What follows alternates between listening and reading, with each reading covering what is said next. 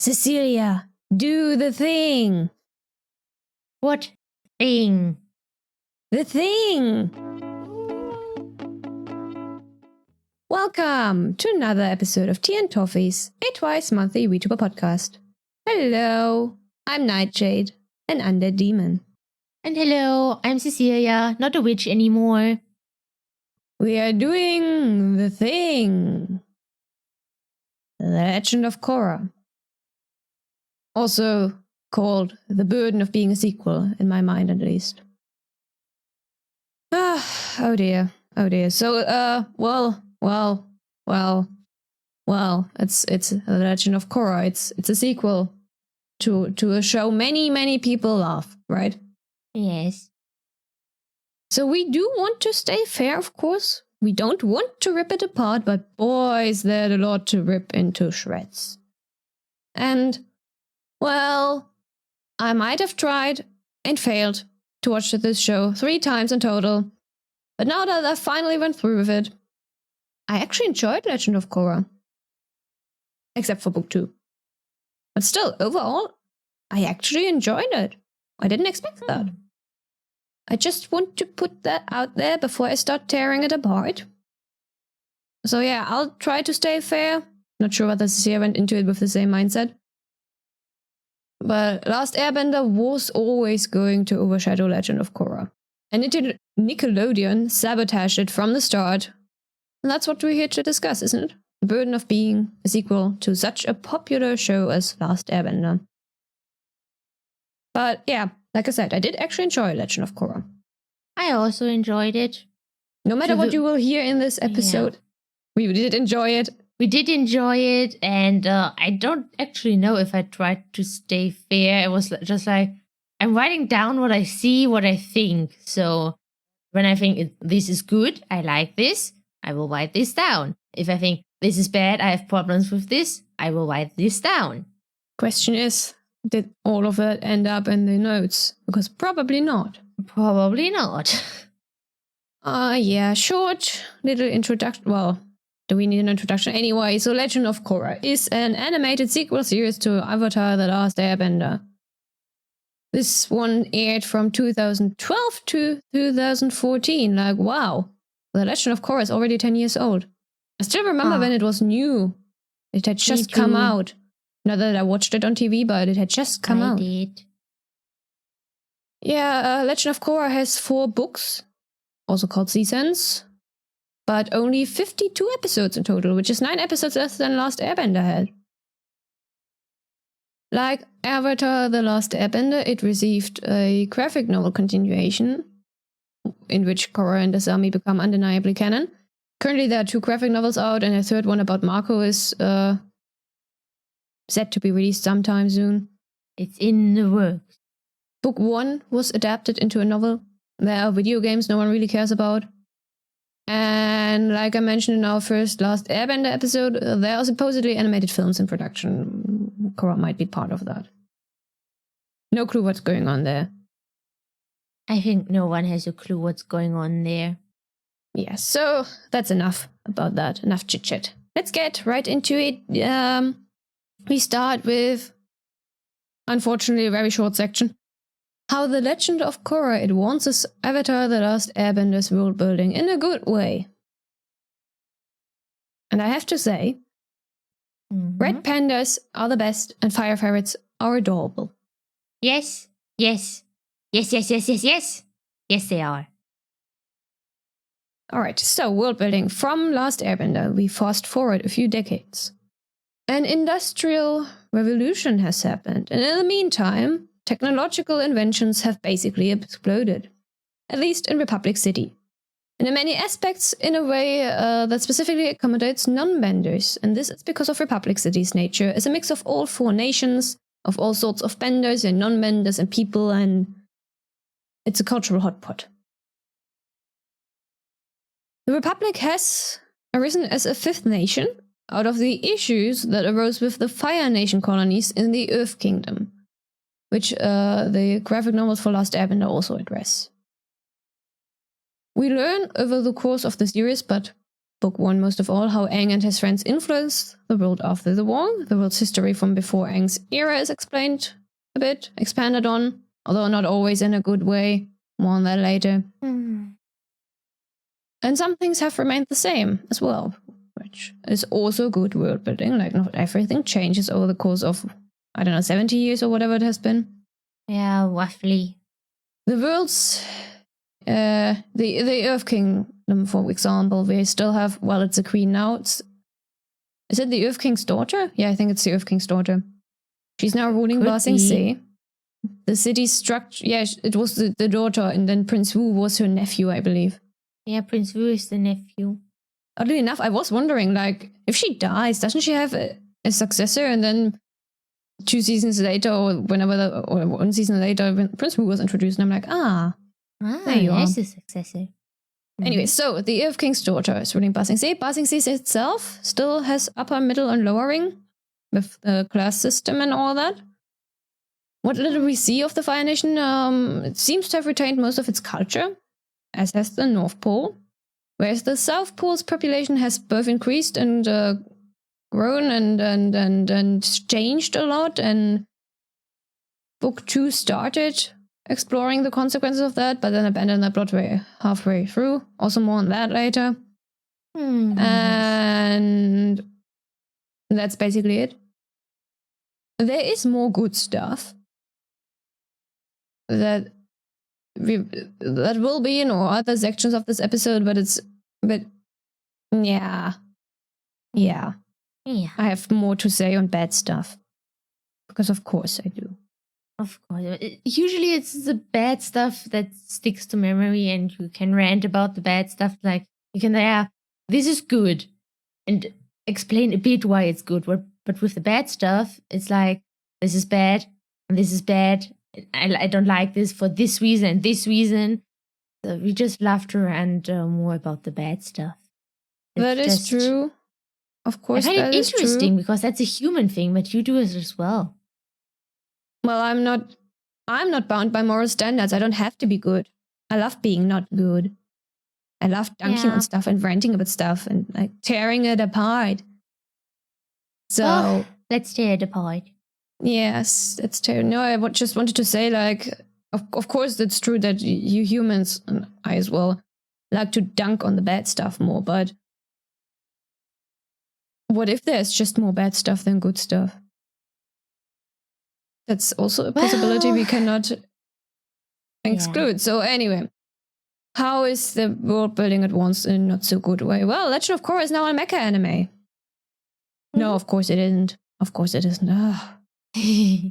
Gosh, that was just, okay. Like I said, I don't want to tear the show apart, although I really do. But I have to. And it's not all bad from here on out, but dear listeners, it's going to be a lot. All right. Very important questions. Why did Katara not get a statue? Seriously. In Republic City alone, we've got one for Aang, Toph, Sokka, and Zuko each. Toph definitely got more than one. Zuko probably 2. Definitely Aang because it's the Avatar. Where's Katara's statue? Maybe we just didn't see it? Or maybe she didn't want one. Katara, of all people. Strong-headed, temperamental Katara. Didn't want one. I don't buy it. I do not buy it. Maybe she changed later on. She deserves a statue. Yes, I want her does. to. I don't even like Katara, and I want her to have one, just like the rest of the gang. Okay. Also, where did the Western influences come from? In Last Airbender, there was no equivalent for Western cultures at all. There was none. So how does it make sense that a mix of Eastern and Arctic-based cultures would evolve to have Western styles? Well, it doesn't make any sense, but it apparently happened anyways. Not good. Not good. Not good. Also, the obviously glaring problem that the world building of Legend of Korra contradicts Last Airbender. History of bending in particular, but also other aspects, and we didn't need an explanation for the origin of the Avatar. Like, I mentioned this already in our last Airbender episodes. For good world building, some things are better left ambiguous. As an author, you should know everything about your world, preferably before writing, or at least before finishing your work. But knowing doesn't mean telling the audience everything. And also, individual cultures are non-existent in variety, or at least not explored, and that's sad. Very sad. Now, let's go a bit more into specific examples. First one. We've got a very colorful spirit world, but compared to Last Airbender, it really lost its vibrancy, metaphorically. Yes. Like, why, in the first place, is the spirit world in Legend of Korra more colorful than the normal world, except for the corrupted evil parts? Like, in Last Airbender, it was overall sepia, and there was no good and evil part. The spirit world is not a bubbly Barbie-like fairy tale world. The Last Airbender version was way better. Yes. To add to that, the Avatar is apparently capable of influencing the spirit world, which I'm like, no. No, thank you. No. No. Sure, Last Airbender told us that the Avatar is the bridge between our world and the spirit world, but that's different from actually influencing it. A bridge, not an influencer. Yes, actually getting shown so much about the spirit world is also not a good choice. It's a bad choice. I already explained why. It takes away the mystery, the otherworldliness. And the spirits' designs don't help. It's just not what the spirits were in Last Airbender. And this overall makes the entire world of Legend of Korra feel smaller, because the spirit world is suddenly so much less different than the ones the humans inhabit. It's actually pretty boring. It's boring now. Yeah, it's very just childlike, and I don't like that. It should be mysterious, not colorful preschooler fantasies TV show. Objectively speaking, they made the spirit world bigger than it was in Last Airbender, showed us more places within it and more spirits. But that didn't make it more compelling, more interesting. It's the opposite. It makes the world feel smaller. In addition, the spirits are so much more childish, despite Legend of Korra being targeted at a slightly more mature audience compared to Last Airbender. Yes, I hate it. And also, wasn't there a point about not moving the body, or the spirit of the person wouldn't be able to find it when they return to the physical world? Also, wasn't it spiritual and physical world? That is a big, important distinction. Physically entering the spirit world seems like a paradox to me. Yes, coming through this portal shouldn't make a difference, since it is in essence still a spirit world. To add to that, the thing with the spirits and the south being unbalanced. Why didn't this happen in the 100 years where there was no avatar and the Fire Nation upset the balance of the world? It feels like they needed something to continue with the series after book 1, and the first thing that came to mind was spirits. Well, that might as well have happened, because The Legend of Korra was originally meant to be 12 episodes only, so they only planned for one season? Or one book? Yeah, and I was just like, okay, it. what do we do now? Oh, spirits, sure, why not? Spirits, sure. I know Korra was fighting evil spirits in his time and went insane because he got corrupted.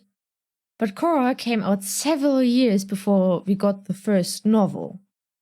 In Korra, it feels like a cheap out. Which it probably is, because they just didn't have the time to come up with something proper.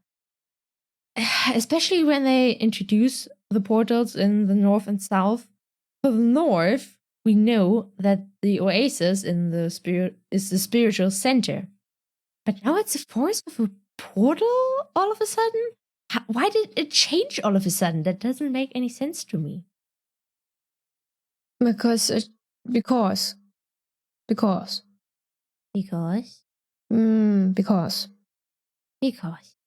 We will mention the spirits again in the next section, because those things are now unfortunately linked. The origins of bending. Mm-hmm. The one, I think this is, we were not happy with the spirits, but I think the bending is what both Cecilia and I have the most problems with in Legend of Korra. Oh, yes.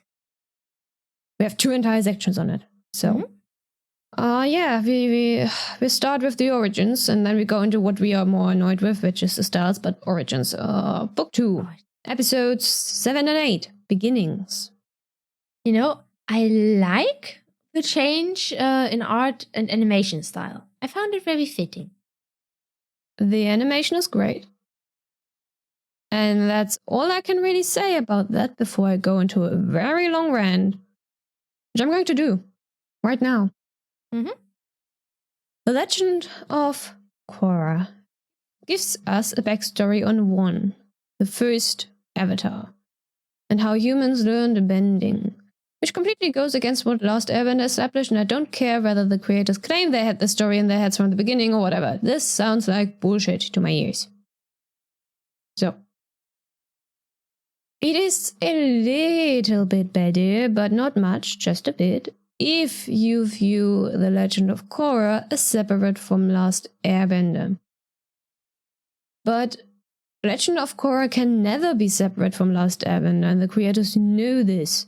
Legend of Korra was always going to be both hindered and supported by The Last Airbender's great success.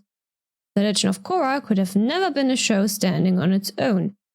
It is a sequel to The Last Airbender, and even if part of the audience has never seen Last Airbender, it still has to work as a sequel.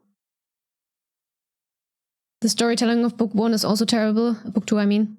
It's also terrible, and that doesn't help matters. It doesn't help matters. And the spirits designs are terrible. And also, I think Sia will agree with me that I really, really dislike what they did with the lion turtles. I liked that the benders originally learned from the animals, from nature, except for the dragons. It was more meaningful than the lion turtles giving and taking the ability willy-nilly. Just, I liked the original story from Last Airbender. I liked that. It was good. I also liked the original story. It was good. And a lion turtle giving bending to anyone who asks? No. Big, fat no. This implies that everyone can be a bender. From what we have known so far, it was a mostly hereditary trait.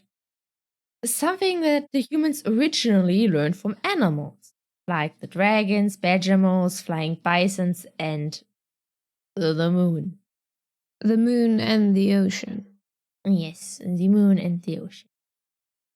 The lion turtles giving humans the ability to bend doesn't sound right, you know? The dragon insert animal hybrids, the badgermoles, and the lemur insert animal hybrids, and the long. Everyone who is confused should watch our ATLA episode, by the way. There we explain. It would be explained why I said this just now. This story means that bending was just given to the humans and that they didn't learn it. One later learned how to master firebending and developed a firebending style based on the movements of a dragon. It's nice that we see the dragon dance again, but the way they went about the whole thing contradicts what was previously established in Last Airbender, and I really hate it. Hiss. Hiss. Hiss. Hiss. Hiss, hiss, That hiss. dragon. It's like a snake. That dragon is an Eastern dragon. It is a lung. It doesn't spit fire. A lung is for the waterbenders, like me, not for firebenders. Yes. It doesn't even have wings there, which means I would have evolved the wings later, which doesn't make sense, but I already had my raw rant in our second Last Airbender episode. I'll hold back, but that made me so angry. And I know that you have issues with the dragons, as do I now because of you. But. Really? Did I convince you? Yes, you convinced me. Good on me. Yeah. Good on me. But. Zuko has a dragon. Zuko has a dragon. Go, Zuko. Dragon. The ignoring the dragon part, then yes, go Zuko. Because good on you to have the firebending original animal, even if it's... Mm-hmm. But, where did he get that from? No clue. He just got it. It hatched from an egg. Maybe. There's probably... I mean, yes, most certainly, but there's probably some convenient bullshit explanation. I think I read somewhere that it was the golden thingy that Aang and Zuko did not try to steal. That got them trapped in glue. They did not try to steal. No, totally not. They just touched it. Anyway, yeah. Yes. They just touched it and held it above the ground and removed it from the pedestal. No stealing. No. We're just looking at it and touching. Yes. Anyway, bullshit explanation, but yeah, whatever. So, back to the lion turtles.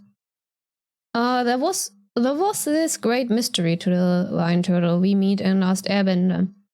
Allusions to an ancient culture once living on the back of this great being. We are shown these civilizations in Legend of Korra, and it is greatly underwhelming. Very greatly underwhelming. Yes. Among other reasons, because it takes away the mystery. Also, anyone could have become a 4-element bending master back then. In the last evidence, it's just... Take some deep breaths. Yes. Okay, so they should have just left that entire story out. That would probably have been better. Side note. One is like, I'm saving that animal. And then he just runs away. And that somehow saves the animal. This should not have worked. And it's just a convenient excuse to get friendly with the spirits and give one a riding companion. Which also, why are the spirits... It's like, yeah, spirits were originally living in the physical world, but then retreated to the spirits. Oh. It's bullshit. Okay. More bullshit. Vava and Vachu. Makes me want to throw tables. I want to throw tables. I literally got a table throwing emoji here in. Bullshit. And we need another table for me to throw. We need multiple tables to throw. Mm-hmm. Let's throw all the tables. Throw multiple tables. Rubbish. Yeah, the spirit world should have stayed a separate world in the past, in the future, for all times. Like, it's the spirit world, the physical world, separate. And then the avatar to bridge them. Mm-hmm. And spirits are supposed to be outside the good and evil dichotomy, which Rava and Watu are not. The good versus evil annoys me especially because that is not what yin and yang is about, and Rava and Watu were very obviously based on the concept of yin and yang, at least in their appearance. Like the first fight we see, they're literally cartwheeling into a circle of... Yeah. Yin and yang are all about balance. Taken directly from my Kung Fu Panda notes. Watch the episode if you want to, but for the convenience sake, I just copy-pasted so I can just tell you again. Yin and yang do not represent good and evil, but instead simply opposing concepts, like night and day, fire and water. Or rather, they represent dualism in general, sun and moon, male and female. And these opposites can clash, but they can also work in tandem with each other, because balance is of importance. Yin is earth, femininity, darkness, cold and calm. Yang is heaven, masculinity, light, warmth, and it is supposed to be energizing. These are not and never were about good versus evil. Cui and La in Book 1 of Avatar The Last Airbender conveyed this very, very well. Rava and Vatu was so clearly also based on yin and yang in their design, and everything do not. They do not. No.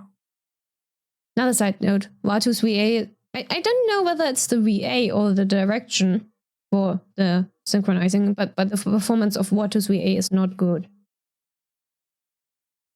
I don't want to offend, I don't even know who the VA is, but it's just, the performance in Lost Legend of Korra was just, for me, it just, no, that made matters worse, because just take Marco for Uncle Iroh in Books 1 and 2 of Last Airbender, it just, the performance of the voice actor makes such a difference. Yes. It's, Iroh's character is carried by his VAs. The second one was also good. It's just, and then you have, when you, especially in an animated series, like if the VA is not good, the character just doesn't hit. Either way, spirits are other than humans. They are different. The way they think and live is different. It is beyond human comprehension. Good and evil is a human concept. It's supposed to be balance between all things, not good triumphing over evil. Balance. They even talk about restoring balance in Legend of Korra. And that these great spirits can't live without the other. They should each have their own merits, good and bad, if you have to put it in that context. Both should be opposites, but never one without the other. Never one better, morally, or just in any way better than the other. And the Avatar represents balance. The Avatar represents balance. Therefore, shouldn't the Avatar, if it has to be emerging with a great spirit, merge with both? Embody yin and yang? The only good thing in this is that they specifically said Rava and Vatu cannot exist without the other. So you cannot fully destroy either. But they also, the bad side of this, they frame it like, okay, yeah, Rava has to win over Vatu. So that doesn't make sense because balance. They make it out that Vatu would be just like, okay, one needs to win the fight and Vatu would be pure evil and everything would turn evil. And if Rava wins, then all the spirits stay good. And that's not balance. It's not. It's really not. Also, do not even get me started on the spirits getting corrupted by the great evil. They have an well, not evil, but it's like in Last Airbender, there's Hebai, the panda. He protected a forest for several thousand years. The forest is destroyed. Hebai transforms into a monster and terrorizes people. Then Aang, or the Avatar, shows Hebai that the forest will recover, and then Hebai becomes peaceful again, returns the people he abducted. End of story. That was a nice story. It was a good story. It made sense. It was logical. It fit in with what little we knew about the spirits as well. Yes. In the Legend of Korra, the great evil corrupts the spirits into mindless monsters, and that is literally it, and that is not good. Yeah, that's not good. I don't mind the spirit gives the Avatar the power to control awful elements. The connection to the spirit world, the connection to past lives, a thing. But their telling of the prequel contradicts previously established lore, and that bothers me a lot. I agree. There must have been like some way where they could have written like the spirit part without contradicting what was established in Last Airbender. Yes, I agree. Ah, good. We are in agreement then. We can't always contradict each other. Yeah. And rant about stuff that I don't get or I see different. Like certain rules making you think you will be killed because they don't. No. No, you don't die when you lose. They kind of do make you think like you that. Don't. You know? No, they don't. And also, I They still don't get what love is supposed to be. Are you saying like my thoughts are not valid? They are, but it just didn't make sense to me that everyone will think that, because I'm like, nope, not what I'm getting.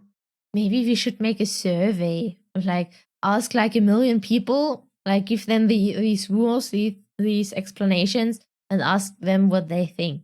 We do not have that reach. No. Okay. Let's get to the part where we both get angry.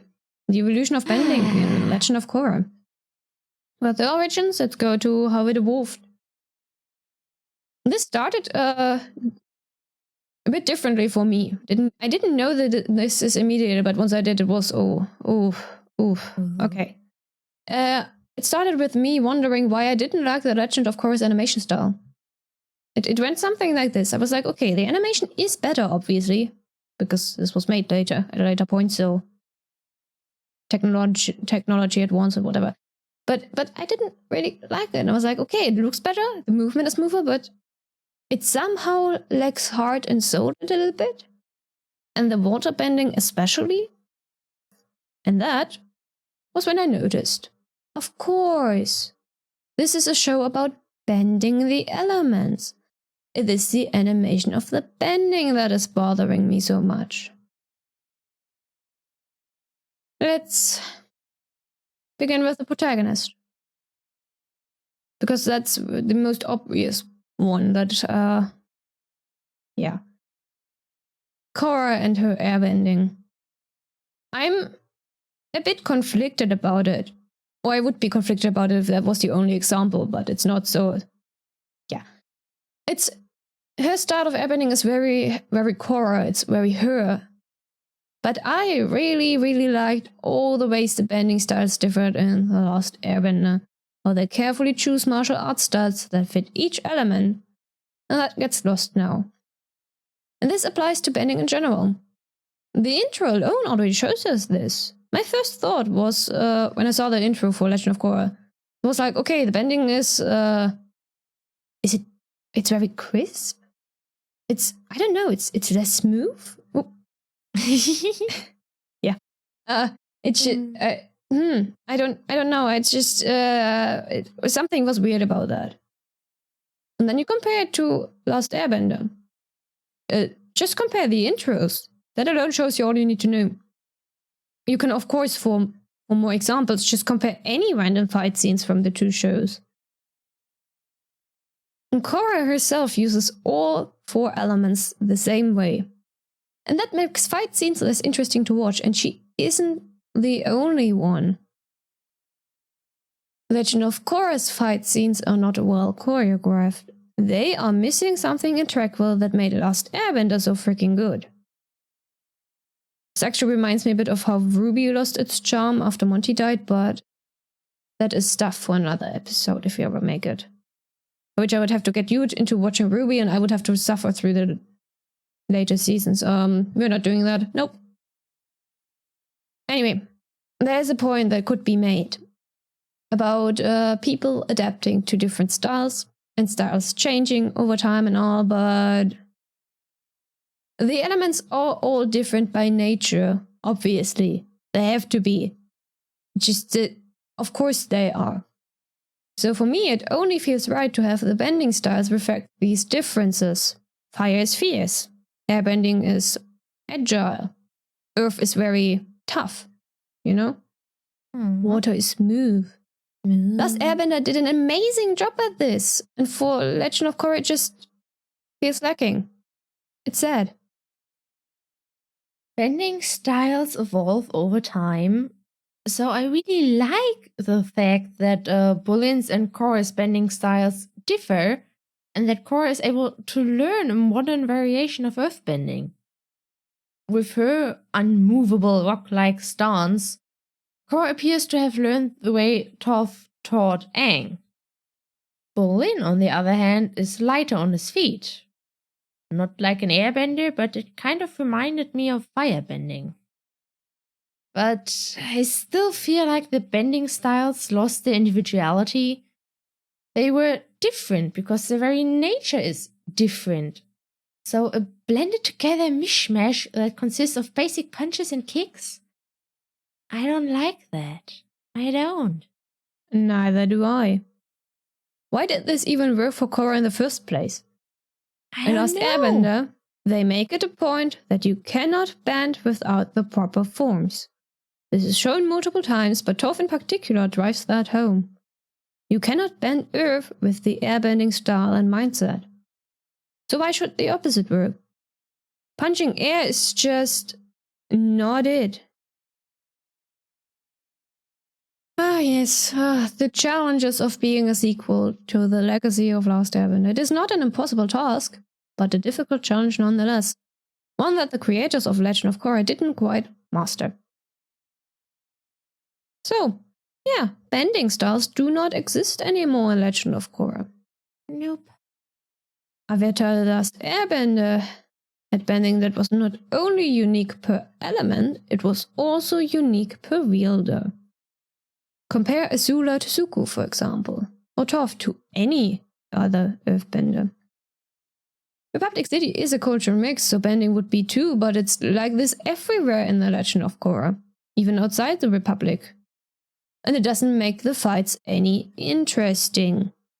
Even if we had proper logical explanations and it would make sense, which it doesn't. It still doesn't make the fights interesting. It just all looks the same with just, this is a bit of orange that's supposed to be fire, this blue is water, and yeah. In line with this is also, we get new airbenders. And we see, the first time we really see the new ones bending is with the Dyalla, having them in their clutches. Which, that was horrible. That is not how you airbend. That is just bad. That is just bad. And I suppose, yes, it's earthbenders teaching them, but that should not work. Yeah, exactly. That should not work.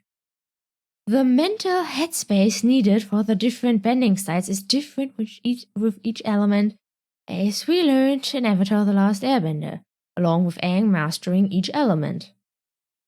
But now that doesn't seem to be the case for Legend of Korra anymore. Korra just punches every element and it somehow works for her. And it really shouldn't. She should not be able to bend like this, all 4 elements. Like, this punching doesn't fit water, really. Air is no. I mean, she is really stubborn. The earthbending did look good, you know? Yeah, she essentially uses earthbending for everything, even though she's naturally born waterbender. Yeah. Waterbender, yes. Yeah, which also, that especially makes no sense. Like, okay, yes, it fits her character. Yes. But not her heritage? No. Aang was well, okay, Aang was an airbender for the first 12 years of his life, and Korra already. We see her bending 3 elements at the very beginning. I don't know what it doesn't. It's no. Yeah. And every time someone bends lava, I ask myself, where does the lava come from? I have the feeling they just made that up to have something special again, since metal bending and lightning bending is not special anymore. I would have appreciated it if they had given us more info. Have it be developed through many generations as a consequence of mutation in the genes from a family consisting of fire and earthbenders. That would make sense to me. Lava, a combination of earth and fire.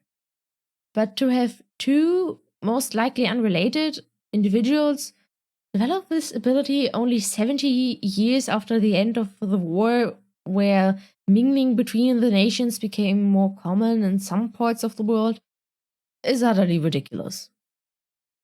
And Toffee tells us it's a rare ability, and this implies that the Red Lotus member was not the only one who could do it before Bulin also started doing it, but it implies that there are others besides him and Bulin to have this ability. Because it's like, yeah, it's rare, but Toffee didn't say, yeah, so far it was only that one case. No, she says it's rare, implying there are more. How? I don't like it. I really don't. Yes. I agree.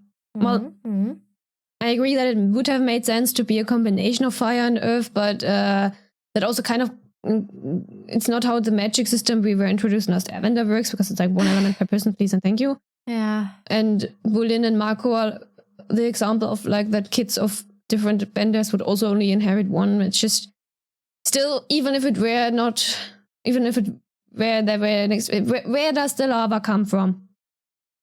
That's what it boils down to. Where does the lava come from? Where? Because getting the lava from inside the earth does make sense, because that's very deep down. Heating the earth to melt also doesn't make sense, because heat is a firebender's area of expertise, please and thank you.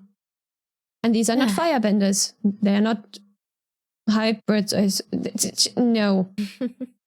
Now we don't have only animal hybrids, but I guess hybrid benders as well. But we don't, because that's not the explanation we get. We don't get any explanation. Nope, we don't get anything at all.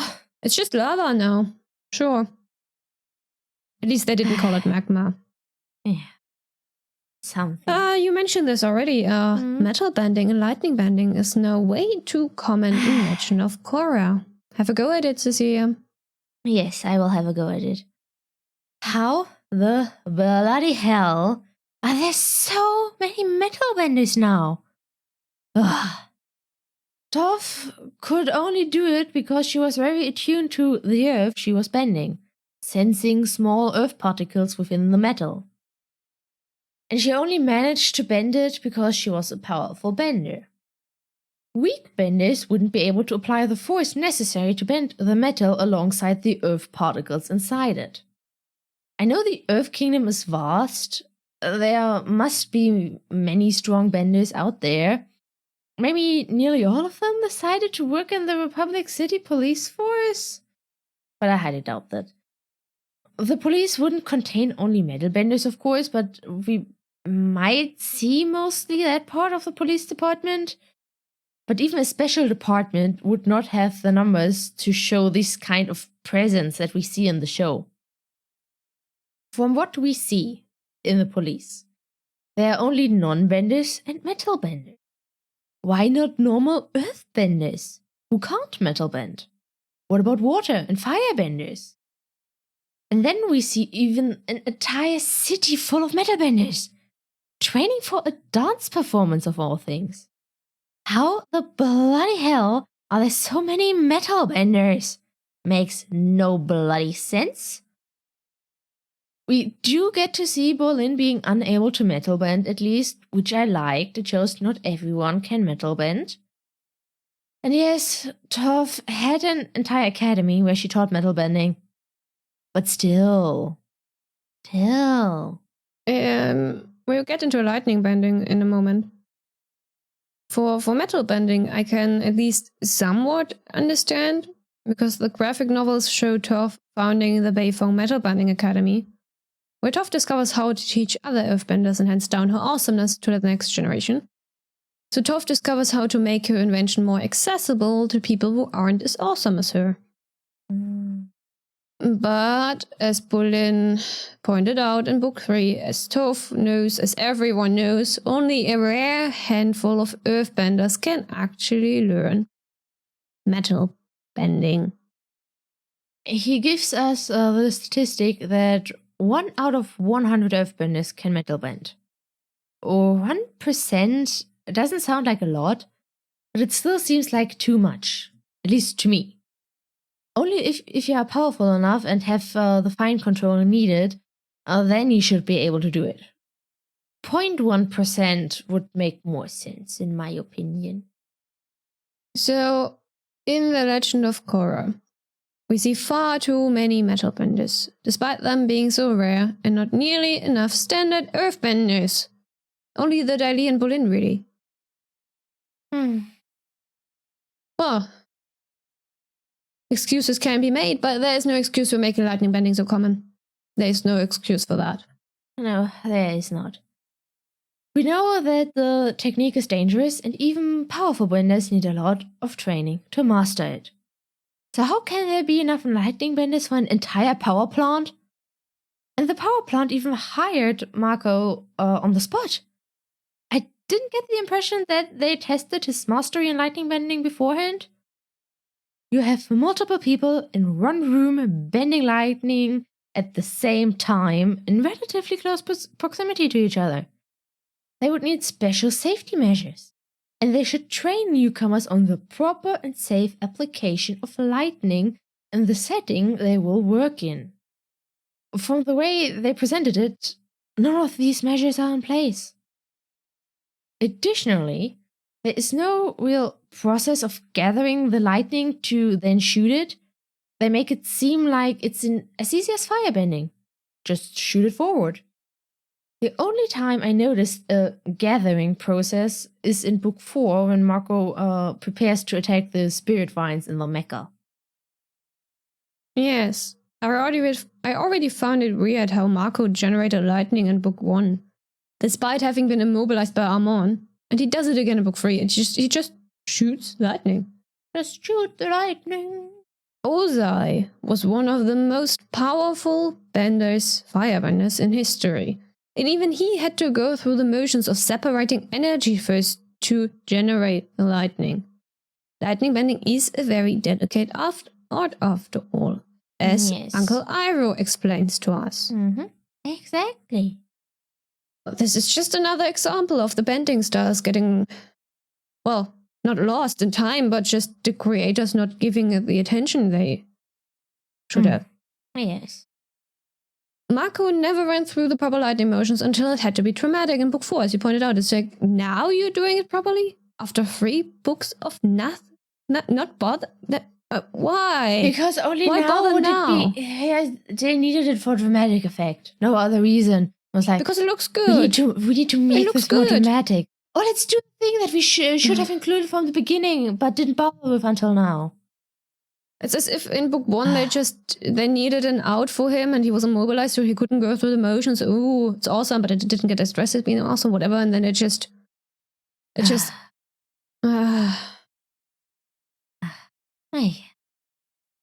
Airbenders coming back due to harmonic conversion. I hate it.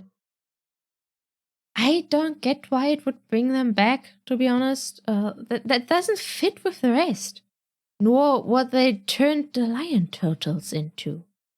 It's bullshit. Mm-hmm. Yes.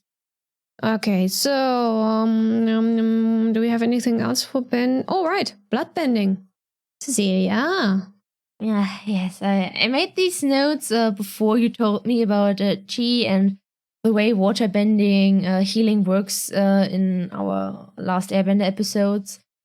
I just want to clarify that to our audience in case they have watched that and are now wondering why I'm still saying these things. Yes.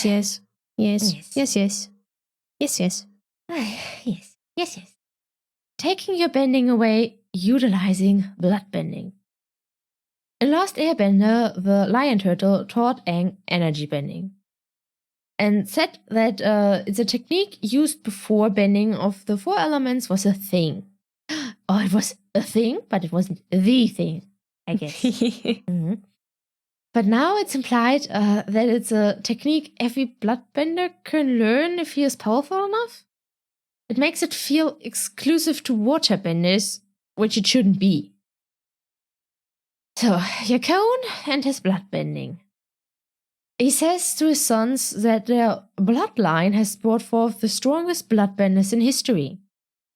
The ability to bloodbend only using your mind and being able to do so at any point in time. And as far as we know, Hama developed bloodbending out of desperation in prison. But now it's implied that there have been families producing bloodbenders all along, to the point where it can be said that one family tends to produce the most powerful bloodbenders. I doubt that this ability was a thing in the past to such a degree, but if so, were they all exiled? That would have been dangerous, having all these bloodbenders running around. A prison? No continuation of the family line. maybe someone escaped, hid and passed the technique and his knowledge down in secret. But I doubt Yakone would have been the first to become drunk on his power. There would have been stories about bloodbenders, wouldn't there have been? It's like, where were these stories in Last Airbender? Not in existence, because bloodbending was invented by Hama, passed down to Katara, who did not teach it to anyone, I hope.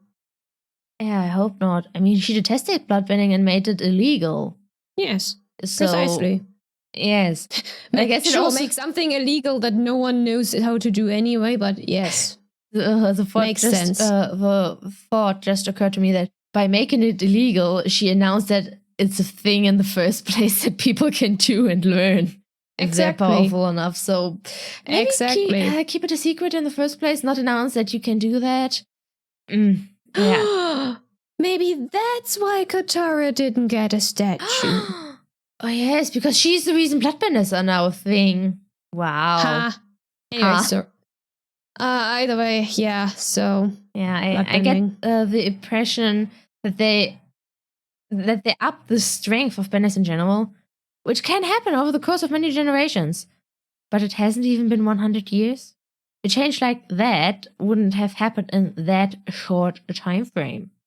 And also, that's also something, it's not explored, so it's not like they intentionally it's just they wanted to make the bending awesome, show us awesome bend, but they didn't, because there are no bloodbending. There are no bending styles, so bending will be boring no matter what you do with it.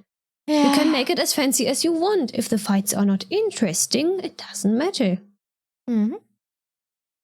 So the points I wanted to make that might have been lost a bit is that the bloodbending doesn't make sense. Bloodbending taking away your bending abilities it's stupid and doesn't make sense, and it's why? Yeah. Now you can get into it more. Yes. So it could make sense. It still doesn't. I will explain why it still doesn't, but it could have been explained and set up in a way that might have made sense. So my theory is that energy bending, as introduced in Last Airbender, and even if not explicitly stated in Last Airbender, is essentially a manipulation of a person's Qi. It is established in Last Airbender that a person's Qi, which flows through Qi paths similar to blood vessels, is intrinsically linked to their bending. This is further explored in Tylee's Qi blocking technique, temporarily disabling one's bending. And, as we briefly see demonstrated with a dummy at the North Pole, the healing abilities of waterbenders influence a person's Qi paths. They concentrate Qi in wounded areas and accelerate the body's natural healing process. It would therefore not be much of a stretch for a skilled waterbender healer and bloodbender to manipulate a person's Qi paths in a way that blocks your bending permanently, or at least until another healer helps unblock it. Which brings me to, Legend of Korra did not give us this explanation, which would have been fine in itself, but what we see, how it is handled in the story, tells us that the creators also didn't have this theory in mind. They didn't base it on this. Right? Yeah.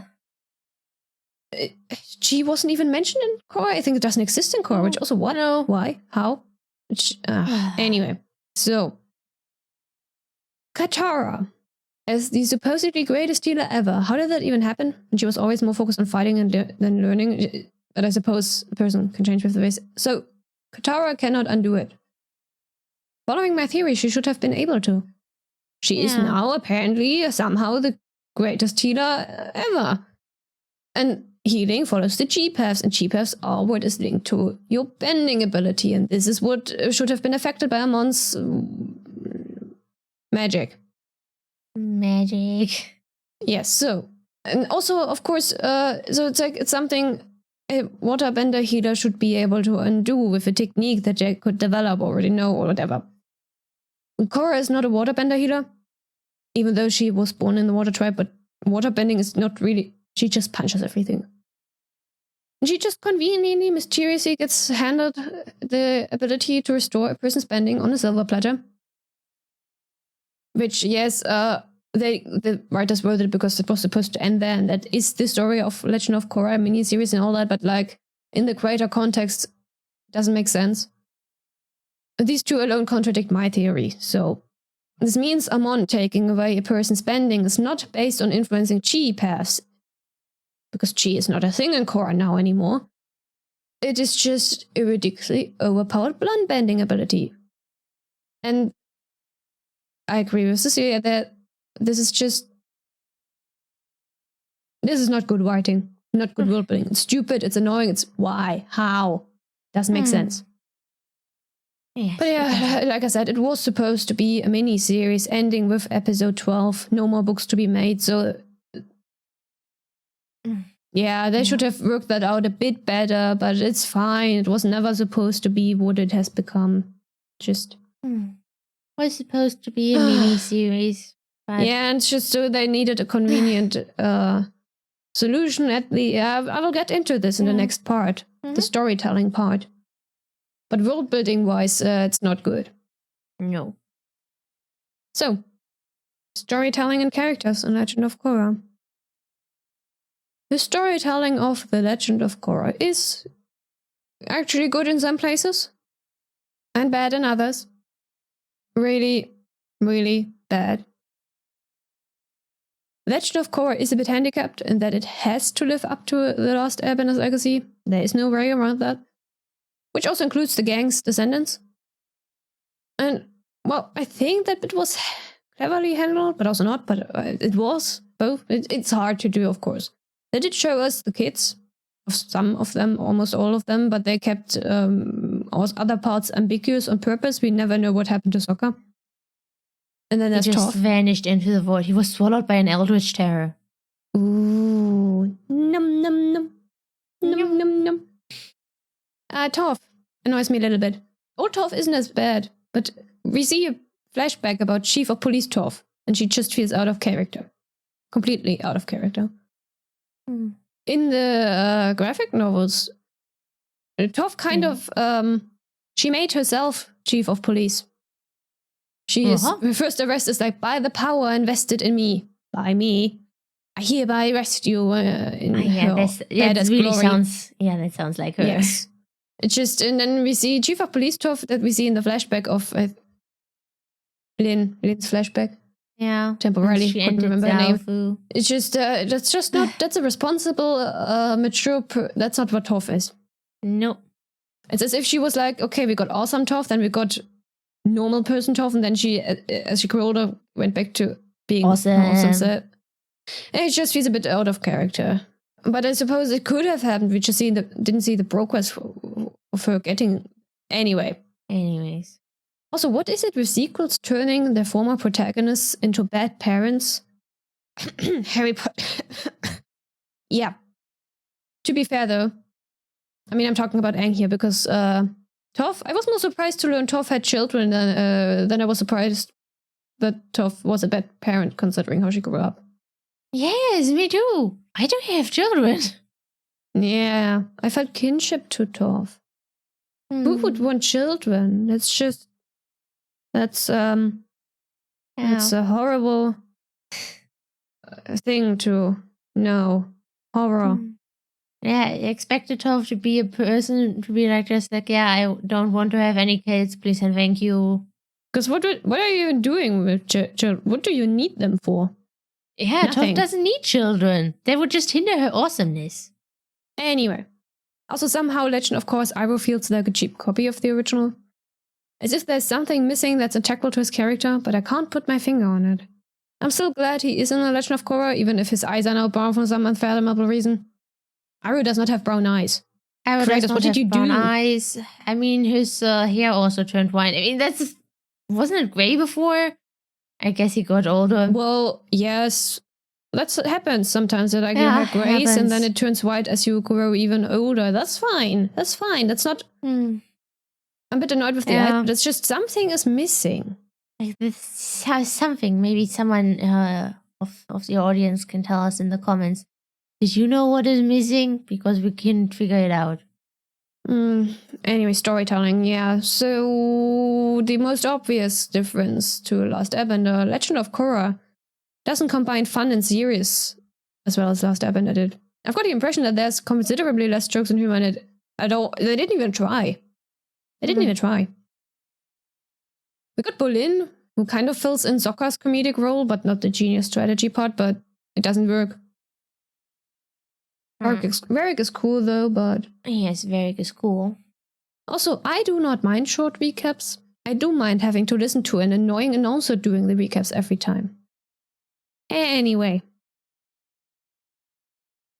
Just looking at this, it's like, makes sense to start with the protagonist, but I don't really have much to say about her. So Korra is the opposite to Aang in many aspects. She starts out already bending every element except for air, she has problems connecting to the spirit world, etc. She has no clue about the world. She is brash, hot-tempered, stubborn, and arrogant. I don't really like her. Ha! I don't like her either, but I only dislike her occasionally. And that is actually not that bad of an evaluation coming from me. Yeah, you generally dislike protagonists. Sometimes I even hate them. Yes, that you do. So Aang had to clean up Roku's mistakes. Korra has to clean up the mistakes that Aang left as a consequence of having to clean up Roku's mistakes. And these things are both good storytelling. Korra is different. She's a different person. She works different. She has different issues. She is a flawed character, of course. Always good. Always good. And the way they set up that, most of the things the problems she has to solve arose as a consequence of what Aang did. And it's not, it's like, it is Aang's fault, Aang's mistakes, but it's not like he could have done anything else because he had to clean up Roku's mess. It was not like, he couldn't exactly have prevented the the Fire Nation colonies in the Earth Kingdoms. He couldn't have done that. So he did the best he could. Yes. It was not easy. He did the best he could, and then Korra took up. Yeah, just what came took up after. the continued cleanup of that hot mess. So, and book 1 of Legend of Korra was actually not bad. Book 1 was good for the most part. Missing the fun elements of Last Airbender, but it held up well for a sequel to such an incredibly hyped up series, I think. Yeah, I really liked the Equalists plotline. Like, non-benders have mostly lived in fears of benders in the past. No. We did not see that in Last Airbender. At all. Well, Amon tells us so, because benders fought a war for 100 years a few decades ago, causing everyone to suffer. And, giving rise to benders who use their powers to oppress non-benders. I think in one of his speeches he said, benders are the reason for every single war, or something like that. Yeah, they're not. Yeah. It must have sown a deep mistrust against benders in general amongst the common people. Like, who says there won't be another war soon? Why does the police not stop the triad? Previously, non-benders lacked the means to fight back, but with Qi-blocking and the... CG was mentioned, because in the Equalists, they learned Qi-blocking. Anyways, Qi-blocking became a thing, apparently. And the advancing technology, they finally can fight back with these electricity thingies and these, mechas. So they do, but no. The reasoning given to us in Legend of Korra is not sound reasoning because it contradicts Last Airbender. The war, the 100-Year War, was a Fire Lord wanting to civilize the savages thing, not necessarily a bender thing. He just wanted to take over the world. Had nothing to do with bending and non-bending, he just wanted to take over the world. Make them all follow his technological advancement, whatever. They also did not oppress non-benders in particular. It was never targeted at non-benders. The people who suffered the most in that war were the Southern Waterbenders, the Earthbenders that we see in prison, and just the Earth Kingdom in general. It doesn't matter whether you're an Earthbender or a non-bender, just the entire kingdom was suffering from that war a lot. Yes, it was. And we also never saw any benders oppressing non-benders in particular in Last Airbender. It was never about... It just never was about that at all. Yeah. And there were non-benders fighting for their nations, being part of the armies. The army we see the most is the Fire Nation, of course. It's just... You can look at it... Just watch Last Airbender. There is no discrimination for non-benders. In fact, it's the benders that are being discriminated by the Fire Nation because, Fire Nation, you know? Fire Nation, no other bending allowed, no water benders allowed, no earth benders allowed. You all go in prison. Let's kill all the airbenders. Well, airbenders are dead. Water benders, no. So I also like the Equalist plotline, but the reasoning could have been better. Yeah, I mean, it is a problem in Republic City with the Triad because from what we have seen, I think that really consists of mostly benders, and these benders go out on the streets harassing common people who are non-benders and can't defend themselves. And the police, Yes, that makes sense. It's like just make it about Republic City and its history, not about generally being like, the war and people oppress them at all. And it's like, no, that's not.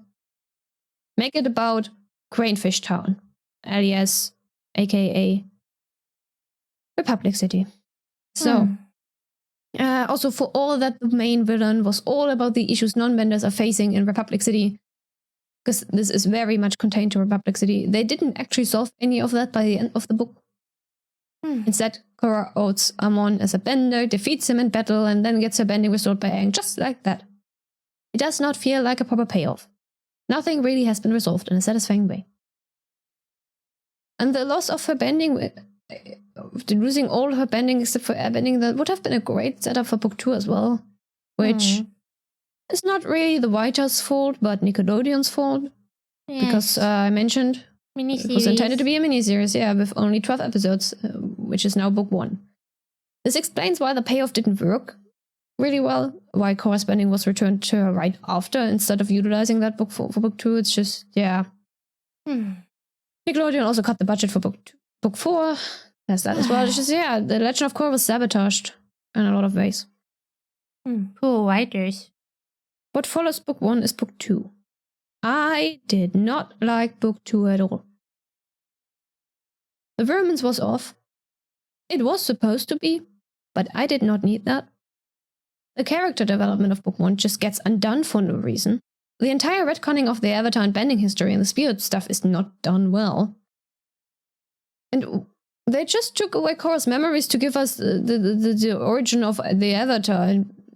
But they didn't even take time to explore what losing her memories meant for her.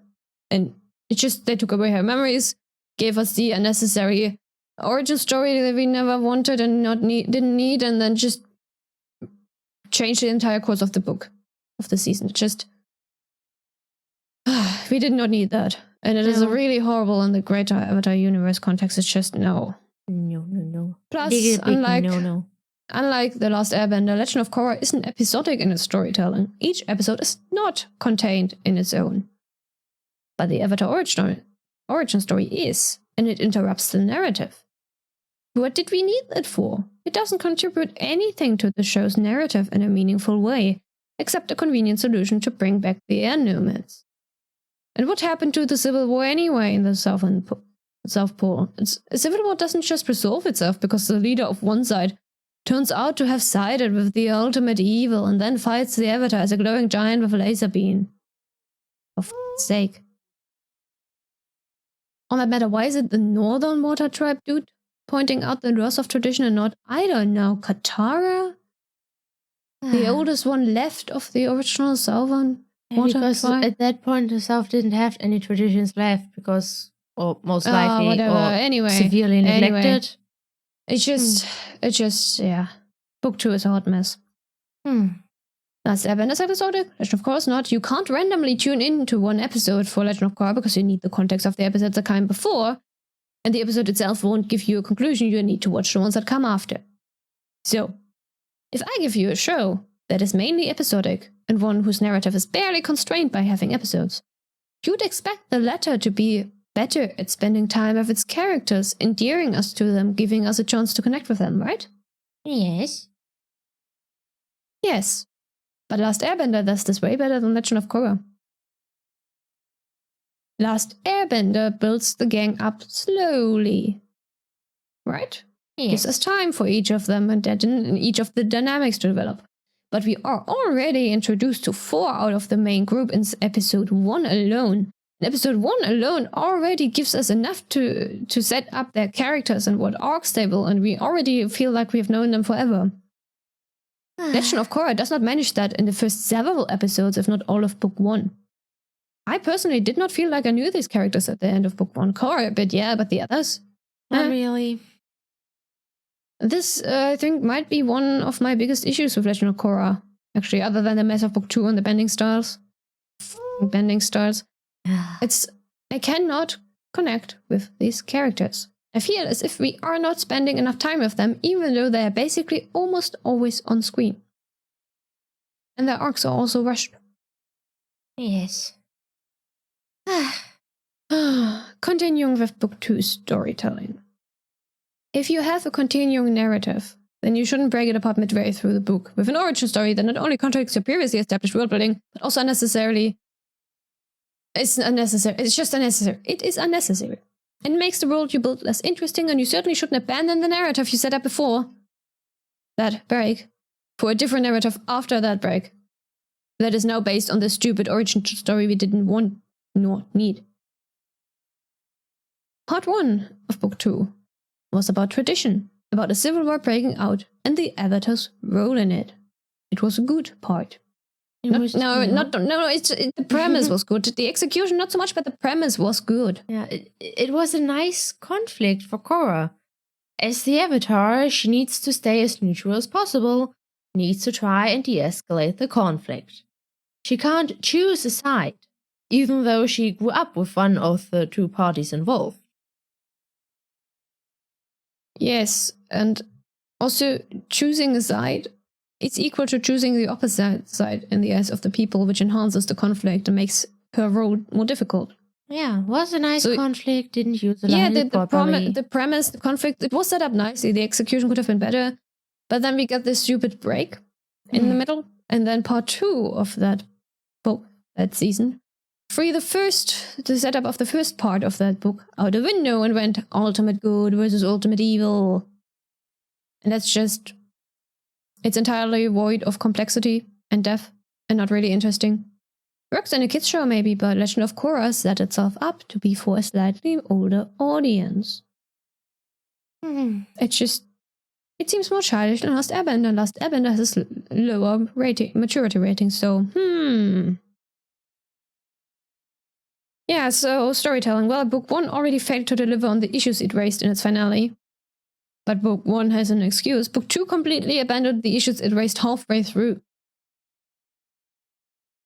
Book 1 has an excuse, a valid excuse. It's not their fault, it's Nickelodeon's fault for its finale. And had it really been a miniseries, it wouldn't have as many issues with it because you don't have enough time for that stuff in a miniseries. Yeah. This excuse, I'm not sure whether it even applies to book 2. It doesn't to books 3 and 4, and books 3 and 4 are good, mostly.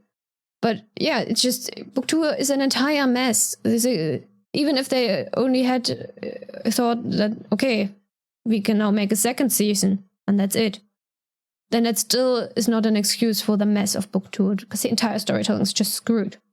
Yes. Like, yeah, if you're making a second book, don't make a book that is like split in 2 halves. Because it felt like that. Yes.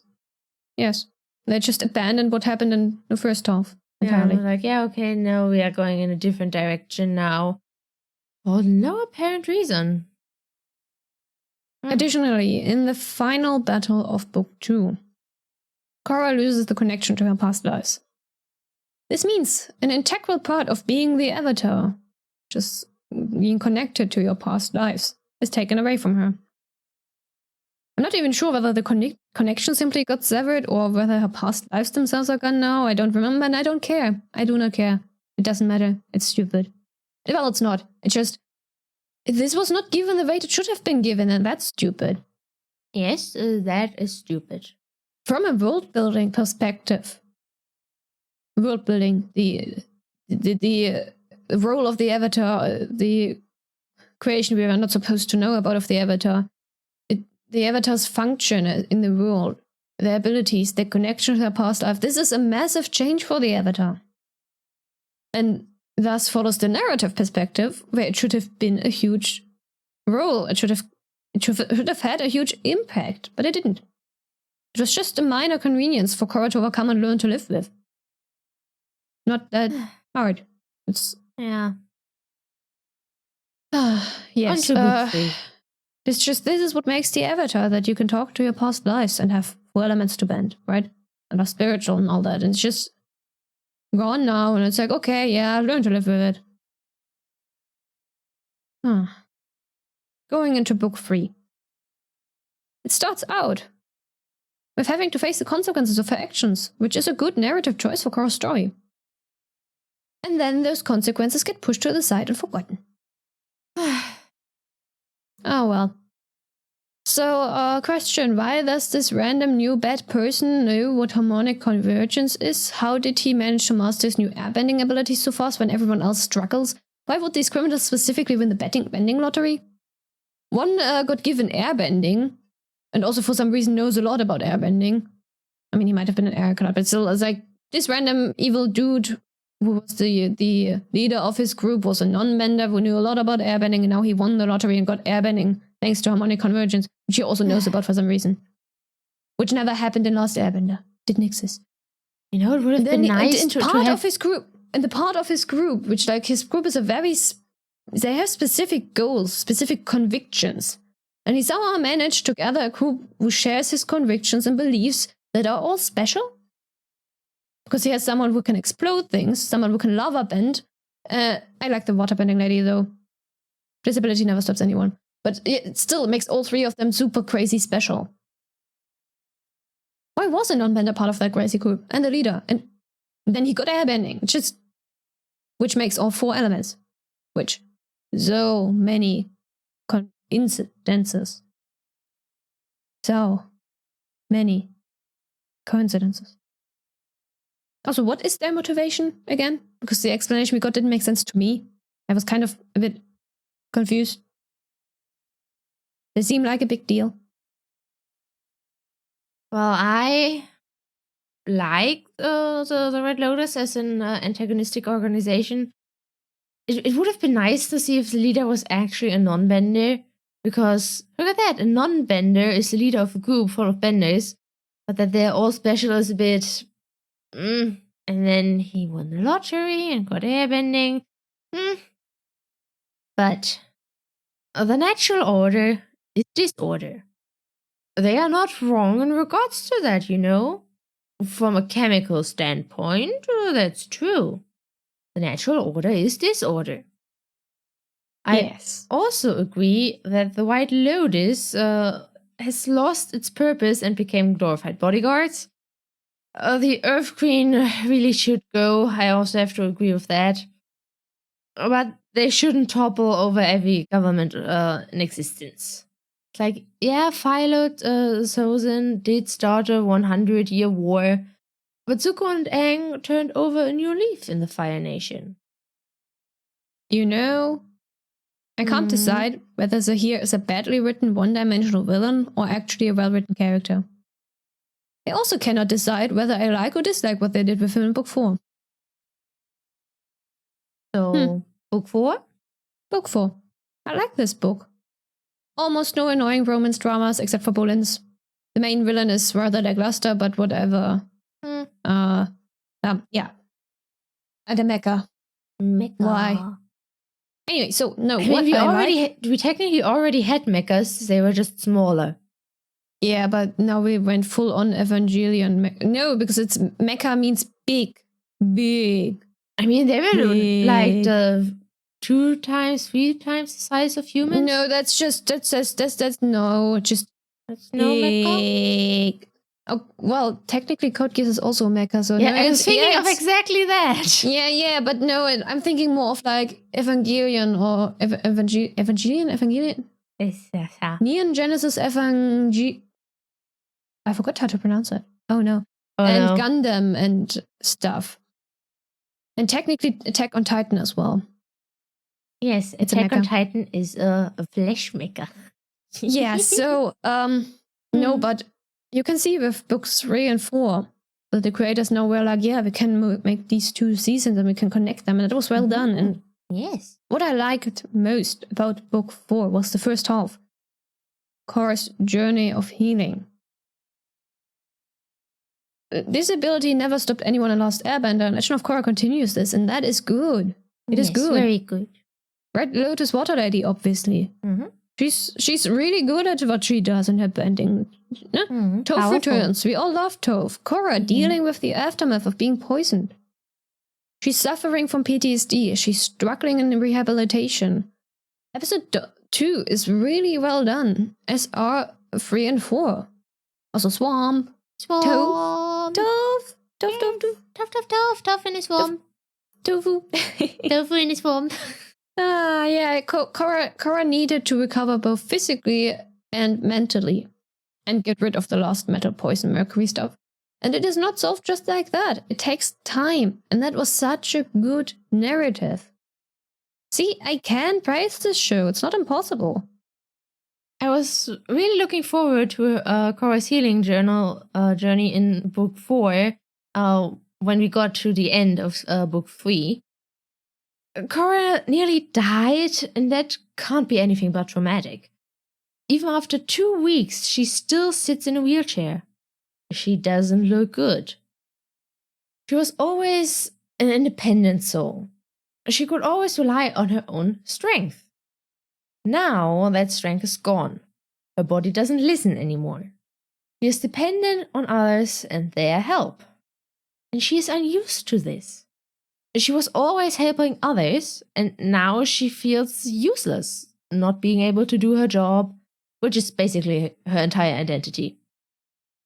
Her friends and Kuvira are doing what Korra herself wants to do, what she feels like are her responsibilities, stabilizing the Earth Kingdom. And who wouldn't be scared to get hurt again like she had been during her fight against Tahir? It's frightening. It's easier to run away and find excuses not to fight again. Healing isn't easy. And I'm glad that we see her struggle as much as she does, because it's more realistic than a short time skip and all of a sudden she's perfectly fine again. I rather liked Korra's healing process in book 4. I liked that. Yes, I agree. See, I can also praise the show. I agree. You mentioned Kuvira. Mm-hmm. This is a bad point of the storytelling. Narratively, it would have been nice to frame Kuvira as a benevolent person for a few episodes before showing us that she is in fact not. Instead, we get to see her darker side right from the start of book 4. Kuvira is like, yeah, monarchy's bad. Let's make this kingdom into an empire and put myself at the top. What? Excuse me. Well, she earns that position and isn't born into it. Also, is Kuvira's army made up entirely of evil men with undercuts? Maybe. Yes, definitely. I think she has a king. Maybe. Anyway, Kuvira was a bit of a missed opportunity. More time spent with her to show us she had good intentions would have been nice. The graphic novel continuations explore this a little bit more, do this a bit better, but the creators did have the chance to do this, to give her the development and time she needed for this, because now we're in books 3 and 4, and it's not the same situation as book 1. Anyway, book 4, there's this lovely episode that is kind of, it's actually good for what it is. Like, Nickelodeon decided to cut the budget. Well, book 4. So we got an episode made almost entirely of scenes we already got previously, put together to show us what a mess this show is. We start with the unnecessary relationship drama, get more shit, and then, it's like I like book 4 episode 8 because it shows us all the shit that went down in this one. And then Varric's story. Varric is the best. Anyway, yeah. They didn't have any money, so all they could do was take old scenes because animation is expensive. 2D animation is very expensive. So they just decided for some reason, and I love that, to highlight all the stupid shit they've done so far. And then ended with the most convoluted story mesh ever, which, yeah, that was great. I like this episode. I like it. It shows us all that is wrong with this show. Yeah. No, most of what is wrong with the show. You know, I contemplated skipping that episode as soon as I noticed, okay, yeah, this is a flashback episode. But I'm really glad I didn't, because it turned out to be good. Yes. It's good, not in the way it was intended to, or maybe they did. They were like, yeah, we got sabotaged at every point, and this one sabotaged us again, so let's show them that. Yeah, let's show that. Yes, no, yeah, I like this episode. Ending it with the ending. This section. I have so much more to say. Storytelling section, ending. The Legend of Korra's ending was not satisfying for me. I was not satisfied. I was like, it just ends like that? What? Where's the rest? What's going on? It's just an ending should be satisfying. Yeah, I went and read the graphic novels. I didn't intend to, but then I was like, yeah, I'm not. Let me read them. But that's not the point. The series should end on a satisfying note. Last Airbender did this. Book 1 of Korra mostly did this more than book 4, even though yes, I have to agree. I actually like book 4 for the most part, but yeah. Graphic novels. There are 2 currently. Third one about Marco soon. Currently being 23, 24-ish. So, Turf Wars is the first graphic novel trilogy. This one starts exactly where book 4 left off. Book 4 ends with Korra and Asami leaving for the spirit world. Turf Wars begins as they enter it, so there is nothing in between. Nothing at all. Korra and Asami have their little adventure in the spirit world, then they kiss, then they have a heart-to-heart. Also, Kaya is apparently at the bio-gay. This is where we learn about the differences in how the 4 nations historically viewed sexual orientations that are discussed in one of our last Airbender episodes. Then they come back. There's issues in Republic City as a consequence of what happened in book 4, of course. Julie is running for president. People get brainwashed in the second trilogy. Yeah, stuff happens. Stuff. Still, at the end of the day, the graphic novels distracted me from being dissatisfied with Legend of Korra's ending, but the fact remains that I'm still dissatisfied. Well, can't do anything about that. The show ended. Yeah, next section belongs to storytelling, but I wanted to make it a separate part, because the storytelling one was already long enough. I wanted to call it romance, but since I have to censor myself now, effing romance nonsense. So, at first I thought, okay, I'm not a human, never was a teenager, I don't get romance and stuff. Probably why I don't like this. But then I thought about it, and about the shows we've covered so far. Violet Evergarden is like the most prevalent because it's all about love. Love. I had troubles trying to get behind Violet Evergarden. We explored that in that episode. But I was perfectly fine with Good Omens because Good Omens is lovely and awesome and Neil Gaiman is the best. Anyway. Also people online seem to not care for the romance nonsense happening at all. So because why it would is they? It is not me. Legend of Korra simply has badly written romance. Yeah. I don't like the love triangle. They haven't spent nearly enough time together to get past initial superficial impressions. Not enough bonding time. Yes, I really don't care for books 1 and 2's teenage romance shenanigans. Especially Marco going from like Asami to Korra, back to Asami, back to Korra. But not. And whatever Bolin is doing for comic relief, which like, no. No. Yeah, book 4, episode 8, the flashback episode, is a great reminder. It is an amazing reminder of how convoluted, messy, and totally unnecessary all of that was. Yeah. It's just so bad. Yeah, it was kind of bad, this whole romance nonsense. Like, why do we need to see multiple crushes that don't work out and contribute nothing to the plot? Yeah, why? What for? We didn't need that. I don't know. Couldn't have Couldn't they have just been friends? At least at first?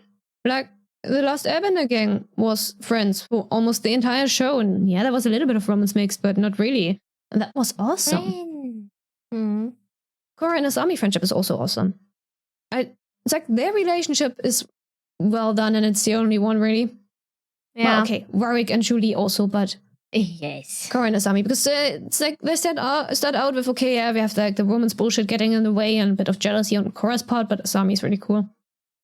And then book 3, I love how they can just chat about Marco, who is the ex of both of them, and it's easy peasy. And oh yeah, book 1, back to book 1, like, want me to take you for a spin, says Asami to Korra. This is a standard cool boy pickup line, and I love that. And then their friendship was into romance, which I'm perfectly alright with. Works out for them. Yeah, I like the Asami and Korra relationship. It started feeling the first vibes in book 3, and they continued throughout books 3 and 4. So Korra Asami in the graphic novels didn't come as a surprise to me. Well, nothing ever comes as a surprise to someone who loves spoilers, but... And I do think Korra and Asami work so much better than any of the other pairings we got on Legend of Korra. Mm-hmm. But, because of course there's a but. Of course. As much as I love Korra Asami, it felt very rushed to me. Because I love their friendship in book 3, and seriously, we need more platonic representation. Please. Please. I only need my romance and fanfiction, thank you. And then Korra and Asami were, separated for 3 whole years, during which there was almost no communication because Korra didn't write to anyone. And they didn't really get to spend enough time together during book 4, and there's literally nothing that separates book 4 and the graphic novel. And then they just kissed. So, like, for me, it was like, whoa. What? You haven't seen each other in 3 years. You barely talked you didn't really spend time during before. Now it just... Kiss. Yeah, that was a bit too at least like declaration, something. Talk. Something. Anyway. Turf Wars does explore their relationship after getting together romantically, though, so that's good. They learn how to communicate with each other and handle problems that come with their respective roles in society and all that, and I like that. And yeah, it's like, yes, they work really well together as a romantic couple. It's just the progress isn't really how it works. Oh well, that's another storytelling. You know what? Marco and Prince Wu, Mavu all the way. Thank you. No? Yes? I guess so. Yes. Why not? Sure. I saw them interact and I was like, hey, that's actually, yeah. And then they interacted more and I was like, yes, go. So I'm a Mavu shipper apparently now.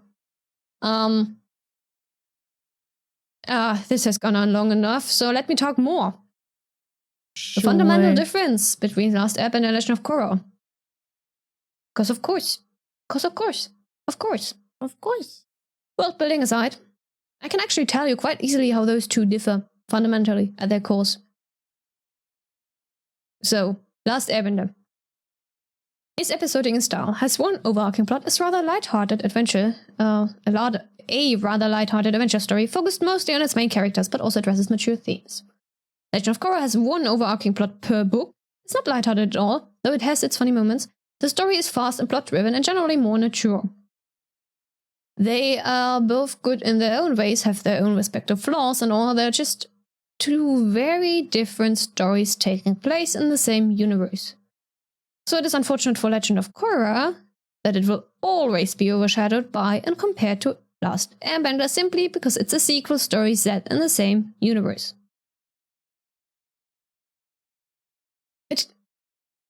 In my opinion, there's a way to make it easier as for Last Airbender fans. The best way to consume Legend of Korra is not to do it directly after watching Last Airbender. Either you haven't watched Last Airbender, in which case, what the f are you doing? Go and watch it now? Or you haven't watched Last Airbender in a long time, but in my opinion, the best way to go about it is to watch Last Airbender, Read the Last Airbender graphic novel sequence, starting with The Promise, The Search, etc., up to Imbalance as of right now in very early 2024. Then watch Legend of Korra after that. Yes, darling kitty, I can hear you meowing. This is what, the third time now? Yes, I think so. Poor kitty. Poor kitty. She's saying we've been talking for too long. And yes, hungry, because all she ever thinks about is food. Oh well. The reason for reading the graphic novels between them is that, by the way, the first graphic novel of Last Airbender was released right before Legend of Korra Book 1 came out. The rest were released during and after Legend of Korra's run.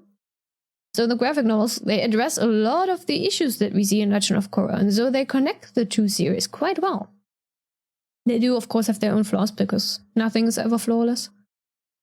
They combine the Last Airbender characters and character dynamics that we all love so much with the plot lines that Legend of Korra picks up and explores a bit further some years down the timeline. So yeah, it just explores the comics.